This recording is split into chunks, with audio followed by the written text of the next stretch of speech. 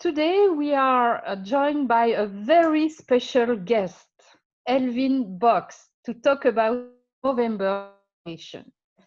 A former client of Ayming UK, Elvin was tested with aggressive prostate cancer in 2016 and will talk us through his journey. Before we begin, let me share a little about Elvin's background.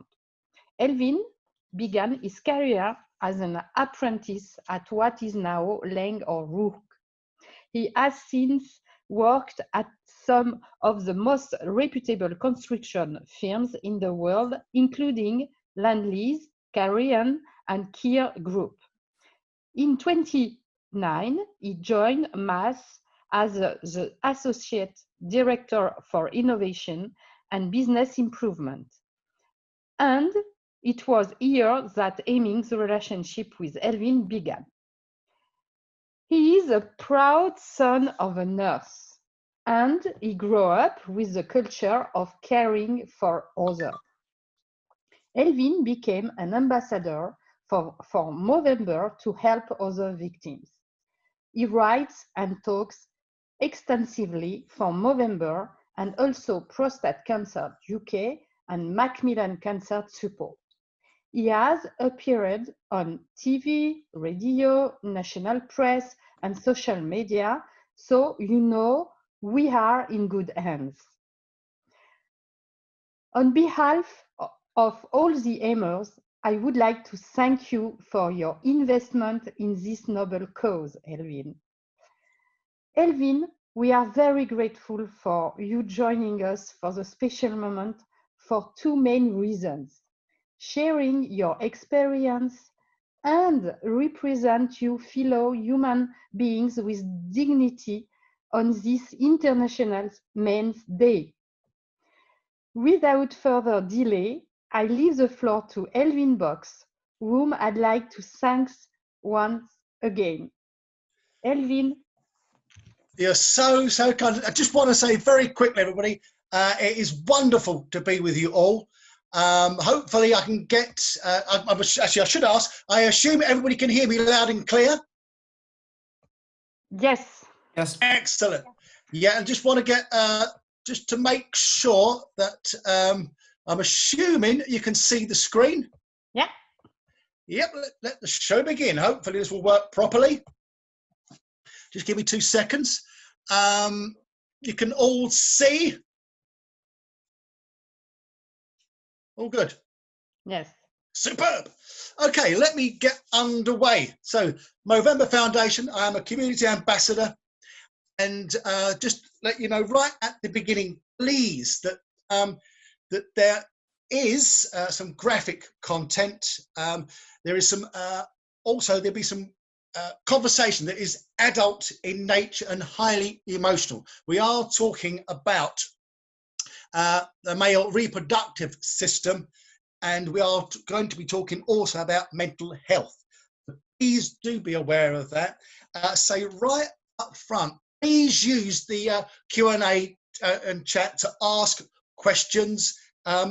Anything you want to ask, I will answer. I have no taboo subjects. More than happy to share all my experience. Okay, a couple of things you need to know from the start is knowledge is power, early detection. This is because we cannot protect you from prostate cancer. It is not, sadly, a lifestyle disease, but we can prepare you for prostate cancer. And we can make you aware of the related mental health problems. Okay. So our objectives are, in these next 30 minutes, to know why you need to know about prostate cancer and the related mental health problems. What you can do to prepare for prostate cancer and related mental health problems. Where you can find more information on prostate cancer and the related mental health problems. This will all be available. The background story, number one, that's me, Elvin K. Box, Elvin Kenneth Box, born in Walthamstow, London, East 17, raised in the London Borough of Sutton. These days live out between Basildon and Billericay, which is on the east side of England. This is a very important photograph. I'll refer back to it later. This is taken in Benidorm, 1975.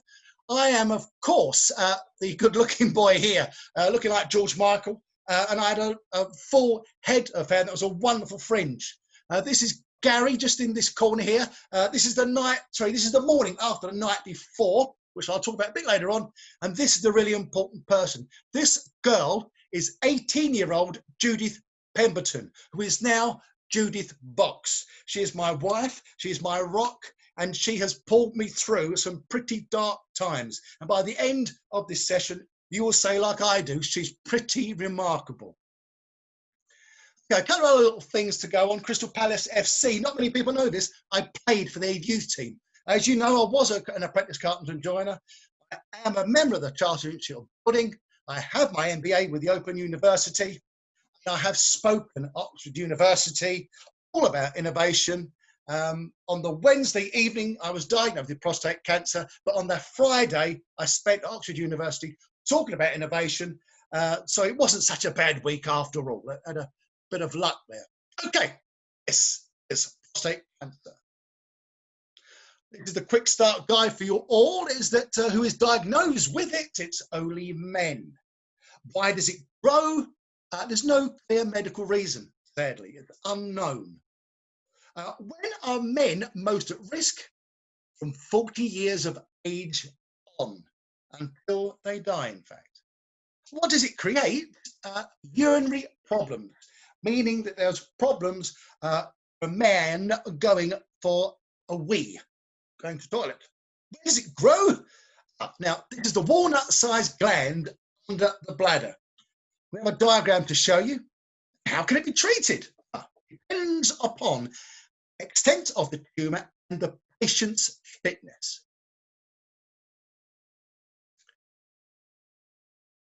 What does the prostate do?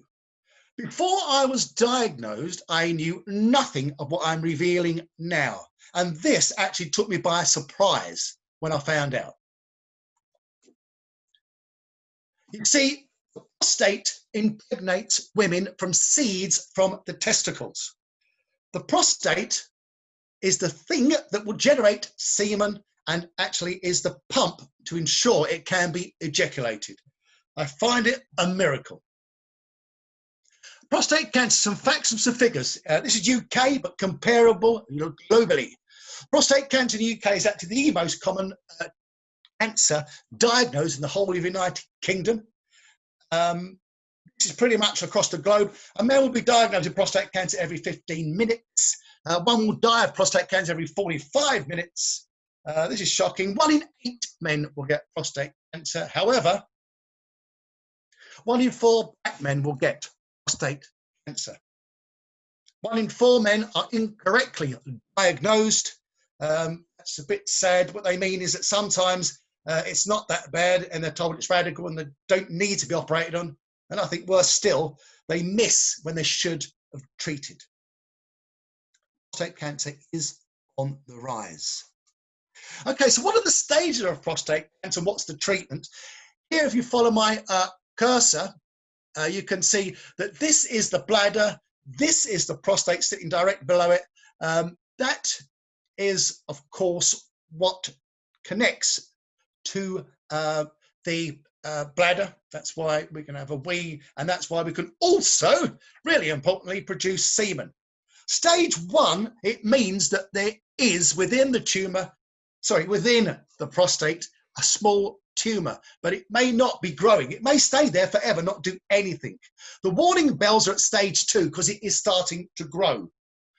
Generally, once it starts to grow, it will grow very quickly, but it may take up to 10 years to get to stage 2. The treatment at this stage is nice and simple in comparison to what I'm about to explain. It's highly unlikely they would diagnose it at 1, may do at stage 2. Stage 2, they will try and either heat the cancer out, freeze the cancer out, or put seeds in that actually dissolve, and which is called brachytherapy, and dissolve the prostate.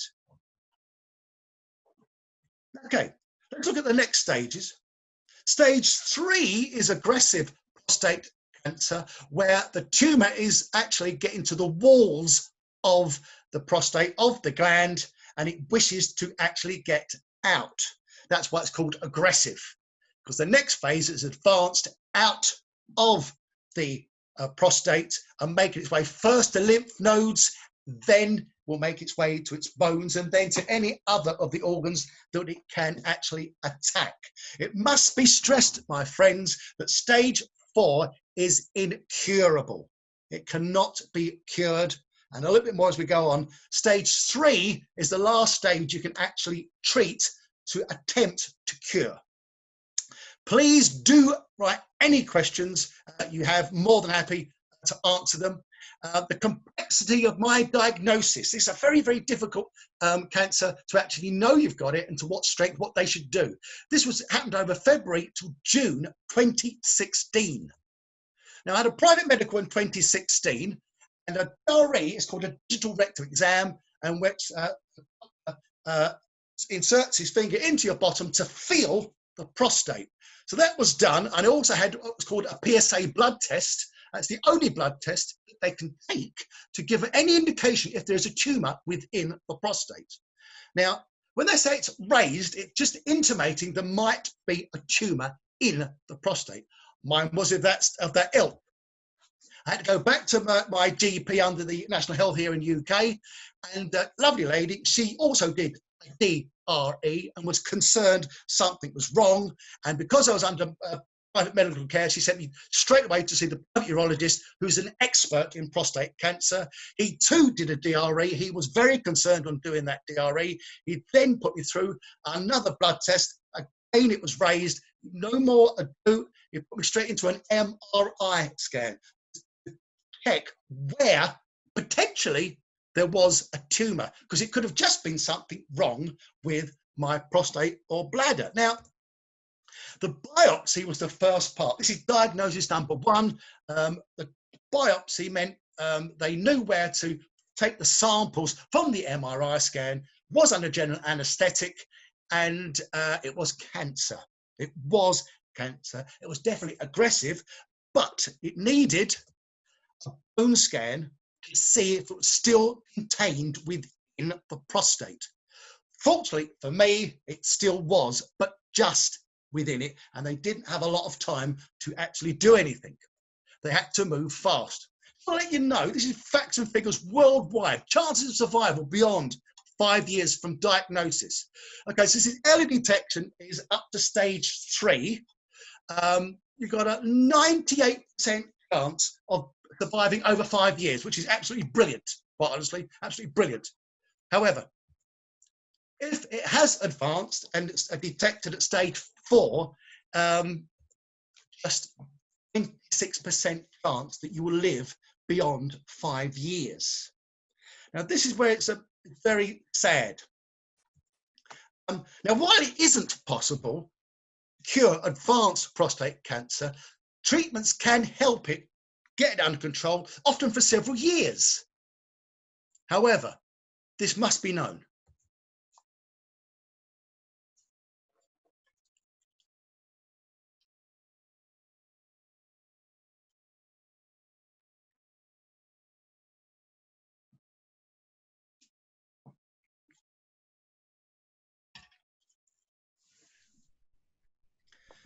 That was put together by some of the guys I know who are stage 4 prostate cancer, advanced, incurable. It is sad that a guy I know who was diagnosed in his early 40s, just before I was diagnosed, he sadly passed. He died just a few weeks ago. He didn't reach 50, I think about 49. And another guy I know, he lasted for 15 years. However, it isn't a nice life. You are put under such stress, and I'll explain that a little bit more as we move forward. Okay, so let me just tell you about the risks. Let me tell you about the risks. So your risk level is determined by the fact, once you get to 40, you're at risk anyway. And if you live to your 80, you'll probably get prostate cancer. Generally, the later you get it, the less aggressive it is, and they may just leave it. I think they say just as watchful waiting, but you'll probably be more concerned about other diseases at 80 years of age. Now, no such thing as a low risk in prostate cancer. It's very, very random. However, if you took all 5 of these risk factors that I'm about to mention too, it's almost inevitable that you will be diagnosed with prostate cancer. You happen to be more prone to prostate cancer than a lesser risk profile. So once you get to 40, you're at risk. If your mother or your sister had breast cancer, that increases the risk. If your father had prostate cancer, that will increase your risk. A very good friend of mine, his grandfather had prostate cancer, his father had prostate cancer, and he was diagnosed with prostate cancer at the age of 48. Now, if your father had prostate cancer before 60, actually the risk increases. And very sadly, as we say, we don't know why, black ethnic origin guys, the risk is extraordinarily high. Now, please note, I'm about to go through the symptoms, but look at this. Prasanna Sukaramana is a consultant with a urologist at University College London, an absolute brilliant surgeon and well-read on urology. He says, in fact, most prostate cancers do not cause symptoms during their early curable stage. And this is why it's important not to base testing on the presence of symptoms. So I'll go through these symptoms with you. If you have these symptoms, you don't need all of them, just one. Please go and see a doctor. Thank you. Okay, the symptoms are, here is an enlarged prostate. Now, as you can see, this is the male reproductive system. Here is the bladder. Here is enlarged prostate. And that means when it gets enlarged, it hits the bladder, and these are the things that might mean it's cancer. Urinating more often than usual means you shouldn't go more than once every hour. And of an evening when you're asleep, no more than twice. Once you do it 3 times, go to see a doctor on the first occasion. It's too much. Okay, difficulty starting to urinate. That shouldn't be a problem. There should be actually no straining or take a long time to finish. And the reason being, it should be just one flow when you urinate, one continuous flow. It should also make sure that you feel like you've emptied your bladder fully. We no need to rush to the toilet because you should be at least a 20-minute warning. If all of a sudden you need this urge to go to the toilet, you make your way to see a doctor. And this dribbling after you finish shouldn't happen. It should just stop. If you've got to shake, you have to get some toilet paper to wipe it. That's a problem.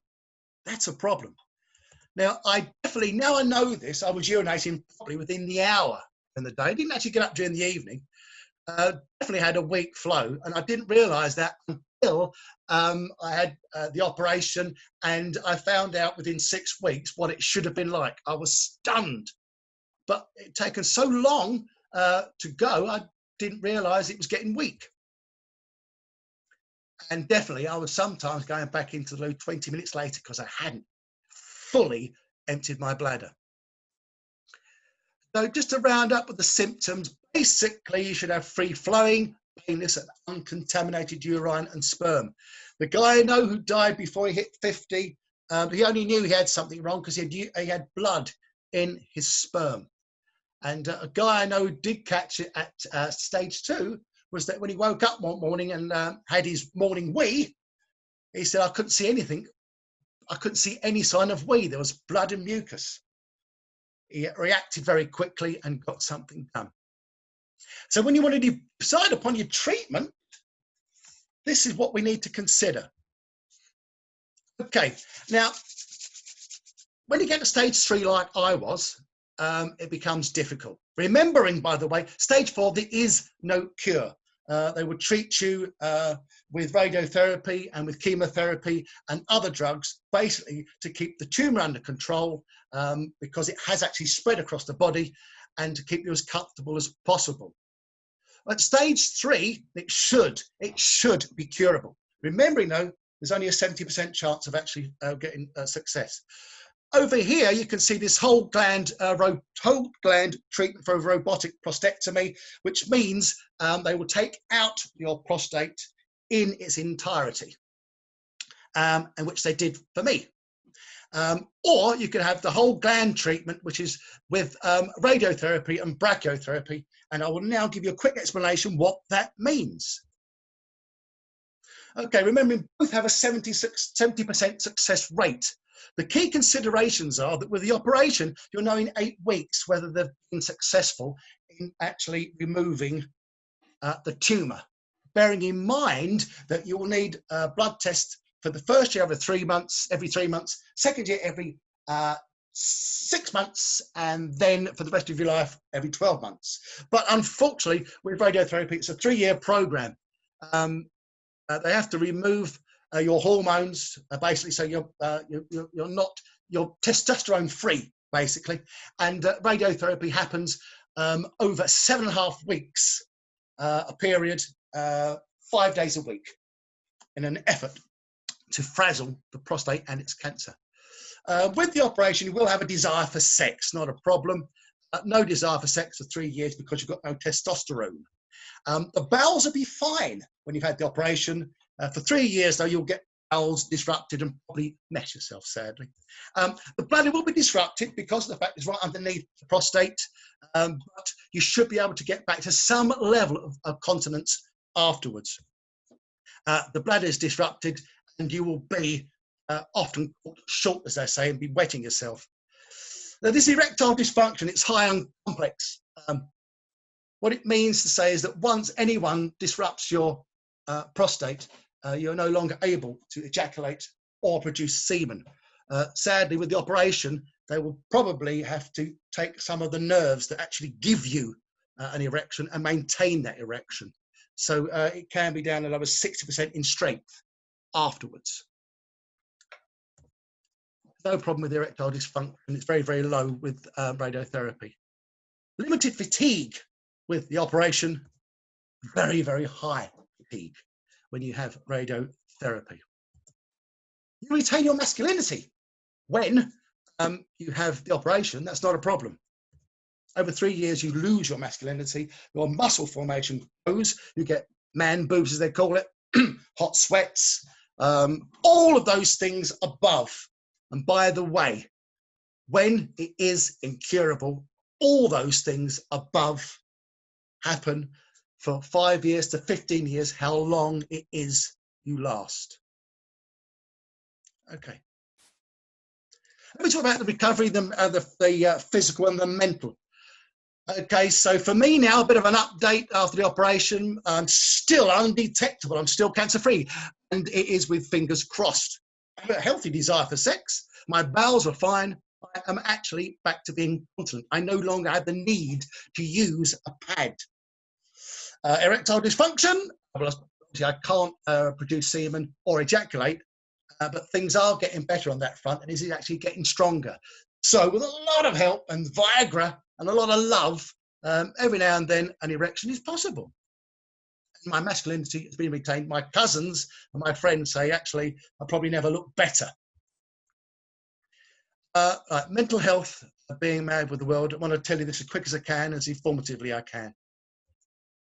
Okay.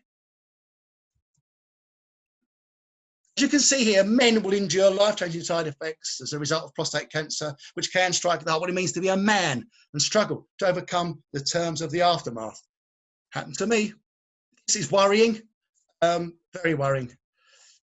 These are facts, sadly. Cancer patients are up to 5 times more likely to take their own life than the general population, need more support to identify and treat depression. This is Judith, age 16. Judith and I, at 16 years of age, had an argument, and it was to do with the fact I had erectile dysfunction, and that was all to do with fear. It was nothing to do with physical. But all those years later, this is the dude now, we went here, Barcelona. All the beautiful sights. My gorgeous wife had organised us for a trip around the new camp. I'd wanted to be there ever since I was a little boy. I got to go onto the pitch and did cry with joy. It was a wonderful, wonderful day. There's a problem though. I was anxious. I was paranoid. I was definitely destabilised on that trip. It wasn't a good passenger to be with. What ensued was that we were still arguing about what we'd been arguing 40 years before, a huge, violent argument. Sadly, I lifted my short, 5-foot beautiful wife up against the shop front and shook her. She slid down. She was bruised, but she saw people were going to run after me. She said, "You better get out of here." She calmed down the guys who were chasing after me. In the morning, she sat down with me and we had a last cup of coffee. She was in pain.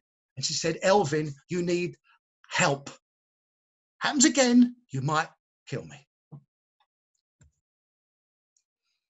Okay, so are you prepared for this run? Right, let me just as quick as you can. You've got to get with the program, good people. This is what you need to do. You need to get a personalised screening program. From 40 years of age, you've got to start to understand what's your risk profile. Every week, we review. Every week, make sure you've seen, is my flow getting any weaker? Regular digital rectal exams and blood tests, and that all goes back to number one, personalised screening program. You need to know your risk.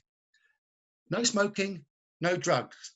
I tell this very often, but actually I had more trouble getting an erection when I was a smoker than I do now. And please, please, please steer clear of drugs. They do cause mental health problems, and I'll talk about that in a minute. Please limit alcohol. Unfortunately, after 4 pints of beer or the alcoholic equivalent, you're binge drinking. High fruit and veg, low red meat and fat. 30 minutes a day, 5 days a week. Get the cardiovascular going, get out of breath, get sweaty, doing some exercise.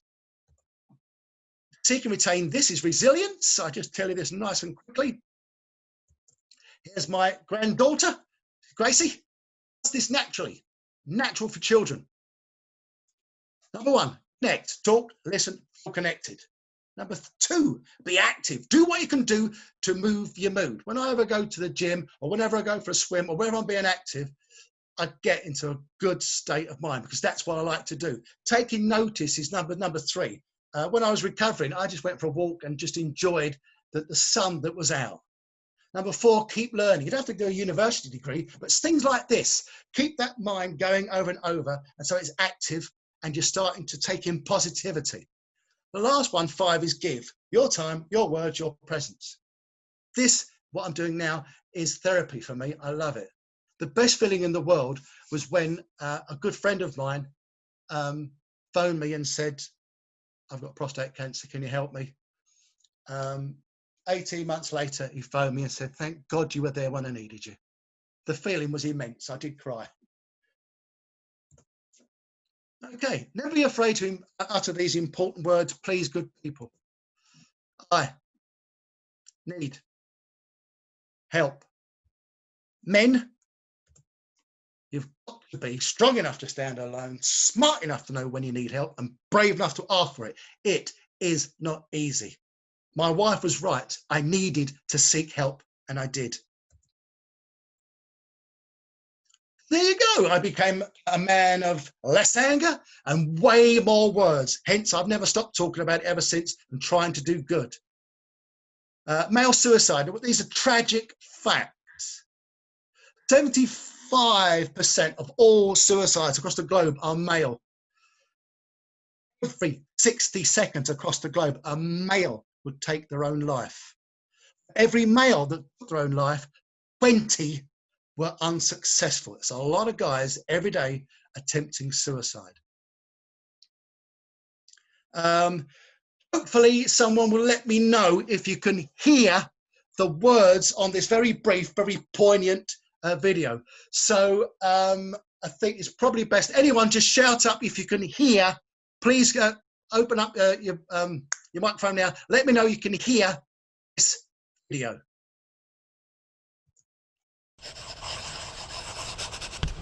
Yeah. Yes, we can. Thank you. Dear Mum and Dad, this isn't your fault. But I've been doing it really tough for a good while now. I'm sorry I can't be the father you want me to be. You'll find another best friend. There's no one's fault. No one caused it. Please move on. That's all I want. I love you.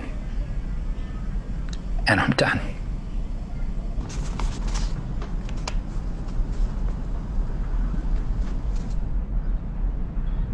I wrote this 6 years ago. I wrote this 3 years ago. I wrote this 4 years ago. That was 15 years ago. You mightn't have time now. Actually better for that way because That's cool. By talking.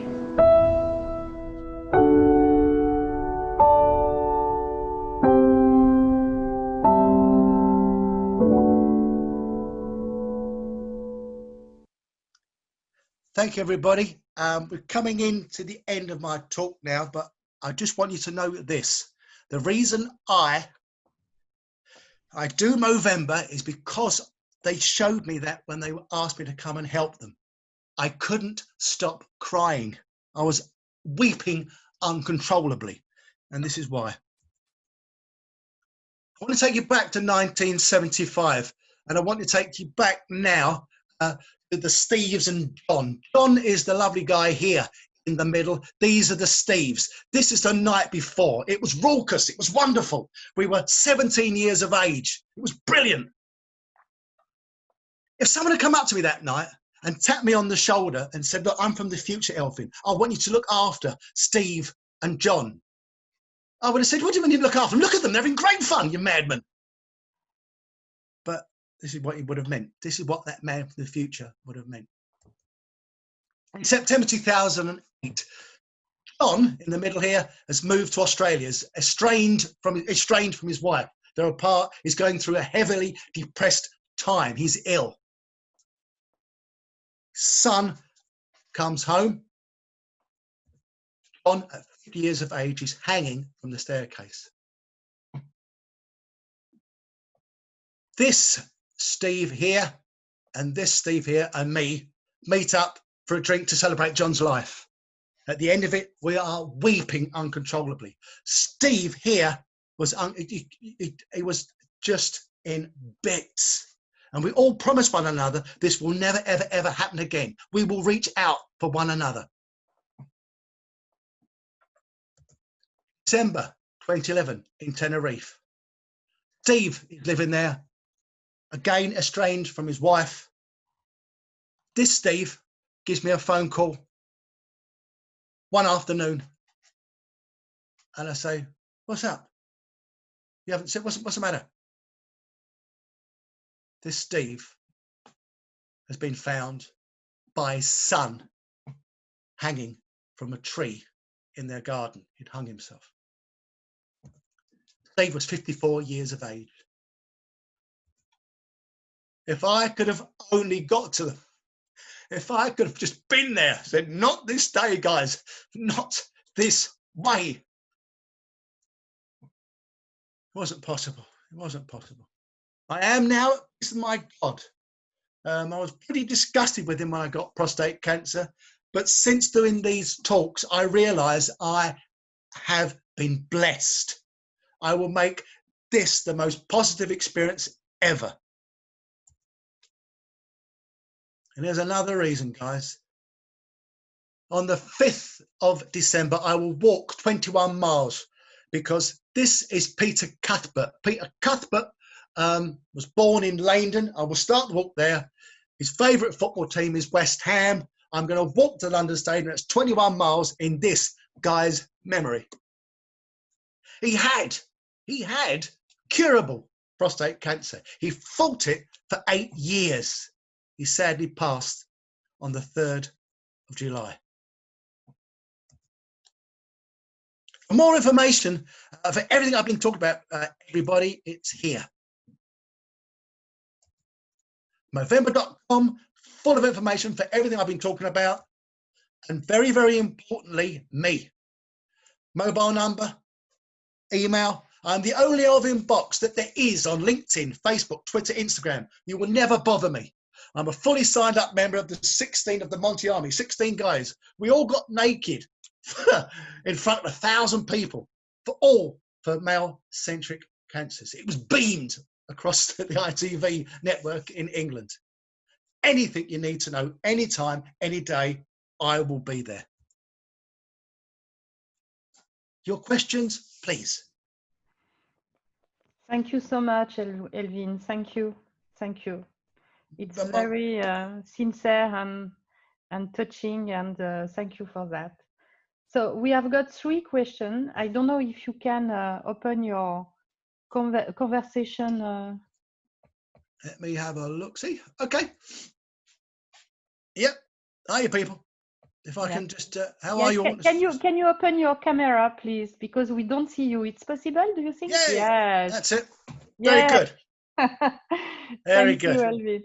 So, do you see the question, or do you want let me have a quick look. This one says, "Hi, Elvin. Did anything prompt you to have a private medical?" This is a great question. This is on the mark. No, I had automated telling me every 2 years it's time for your private medical. Great question. That's the sad thing. It's very, very difficult to know you've got prostate cancer. A very good friend of mine is 55 years of age. He phoned me up at the beginning of March. He explained that he has prostate cancer. He explained the only reason he knew was that he had kidney failure. And the only reason he had kidney failure was because he had prostate cancer and it got to his bones and bone marrow had got to his kidneys. All of that, and he didn't know he had prostate cancer. So thank you for that question. It really is a difficult cancer to know you've got. And as that specialist has said, is that there's more likely it would have gone too far before you get symptoms. I hope that's helped. Please ask me more questions if I didn't explain that very well. What is the nature of the metastasis in stage 4? Is it blood, lymph, or particular organs? Brilliant. First port of call is bones. Second port of call can be throat. Third port of call is anything it actually attacks. It's still known as prostate cancer. It's a great question, by the way. It's a brilliant question. Sadly, it's out of the prostate. It makes its way to the lymphs, bones, and then anywhere it can get. Hence that awful statement that the guys helped me with. It is like a silent assassin. It takes you by surprise. Thank you. Someone's been really, really sweet. Magnificent presentation, Elvin. Thank you so much for words. No, thank you. Thank you. Absolutely, thank you. Let's start it there. Most of more of an observation, Elvin, but that was brilliant. Oh, that's very kind of you. Thank you so much. No, I can't thank you enough. Really emotional, but some fantastic points for the guys to take on board. Please do. Please take on board what I say. There's not enough people saying start at 40, and there's not enough people saying you get some really strong, difficult mental health problems. It's not surprising we do. We've got to be there for the guys. Thank you, Danny. With regard to mental health, you hear people and adverts saying, check in with your mates a lot. Yeah, they do. Can you suggest some ways to bring up that sort of conversation with friends? Yep. What do you got to do? It's almost simple, but not quite. There'll be some things that you will notice possibly about their behavior. I can't say you will, but if you notice any changes, it's opening conversation with open questions. How do you feel, mate? How's your day been? Have you been going down to see the guys? Anything, open-ended questions, number one. Number two, once you've asked, you've got to listen. They've got to see you are listening. They've got to see you really want to listen. Then you're going to encourage them to do something, whatever you know they like to do, and then check back in with them to see if it happened. It's called ALEC. I'll ask them, I'll listen to them, I will encourage them to do something, I'll check back in. The most important thing is actually, if you can think of something that they are into, great. If you can't, don't worry. The only thing you'll do wrong is not talking to them. And it's all about getting them to talk. If you've actually spent 30 minutes with them, you didn't get any word in edgeways, and all they've done is talk, you've done a good job. You are the most important person in the world to that person if they start to open up. Hopefully that's helped. Danny, is that okay? Yeah, that's super helpful. Thanks, Elvin. No, absolute pleasure. Absolute pleasure. Is there anything anybody wants to ask? Is there anything I didn't explain very well? Do you have some other questions, guys? That's very sweet. Thanks for sharing your passion for life. You're very kind. You're very, very kind. And I can assure you, when it looks like someone's going to take your life, you get passionate about it. I must tell you, I actually phoned my surgeon a week before and said, I'm petrified I will die in the operation. He had a very, very dark sense of humour. And he said to me, no, look, he said, Elvin, if you die, there'll be 2 people crying that day, and neither of them will be you. So just me and your wife. You won't know a thing about it. But he did put me in touch with the anaesthetist. He did talk me through it. And but the joy of waking up after that operation, I will never be able to explain how glad I was. And thank you for that. Yeah, I've got a huge passion for life because I thought I'd lost it.